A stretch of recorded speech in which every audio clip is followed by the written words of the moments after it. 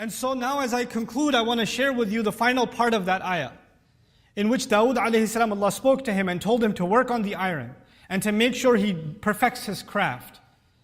First of all, in that ayah, Allah Azza wa Jal highlighted specifics that you didn't have to. You could have just said to Dawood, Allah could have just told us about Dawood alayhi salam to work on the metal, to craft. But He even goes, قَدِّرْ فِي السِّرْد. Make sure every single link in the chain that you make is perfectly calculated. When you do a job, do it perfectly. That's what He told him. In telling him that, and by the way, it's not just about Dawood alayhi salam. The ayah ends, وَاعْمَلُوا صَالِحًا إِنِّي بِمَا تَعْمَلُونَ بَصِيرٌ. All of you be good, do good. I'm watching what all of you do.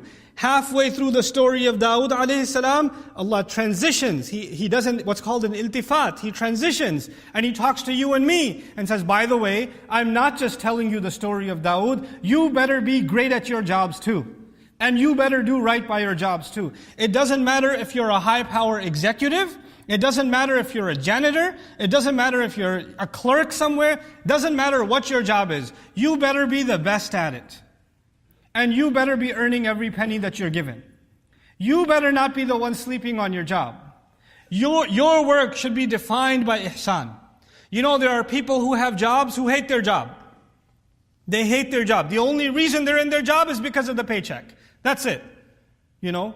And there's like, you know, there are people I've seen like that not to pick on the people in the post office, but a lot of times, there are people just sitting there at the Department of Motor Vehicles, you know, the guy just doesn't want to help you.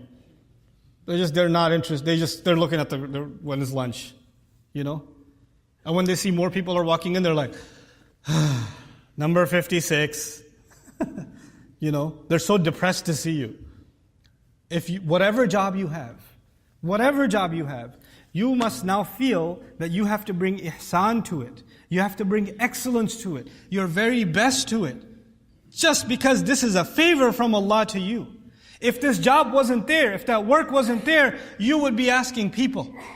You would be asking to borrow money from them, to take a favor from them, to pay the electricity bill, to pay for the groceries at home, to pay your children's food. We don't want to ever be in that position where we have to ask somebody else. يَعِزُّ الرَّجُلِ اسْتِغْنَاؤُهُ عَنِ النَّاسِ. The dignity of a person is that they don't feel in need of other people. The fact that I'm independent, that I can drive my own car, that I can live in my own, housing, that I can pay for my own clothes and my own food, that's part of my dignity. Having to ask someone is humiliating and embarrassing. So whatever job you have, you and I can have complaints about our job, that's fine. That's fine. But if we forget that every single job you and I have is actually a fadl of Allah, is actually a favor of Allah, by means of which He allowed us to provide rizq for ourselves, to give rizq to our families. And that, because it's a favor of Allah, we have to take care of that favor. We have to do right by our jobs. We can't be sleeping on the job. We can't be just getting by because our manager's not watching us 24/7. You can't just walk into late into your office or into your job anytime you feel like it because there's nobody checking on you. Allah is still checking on you. You still owe Him that. That's part of the ihsan that we bring. Download our mobile applications or register on our official website to get access to exclusive content. Links given in description of video.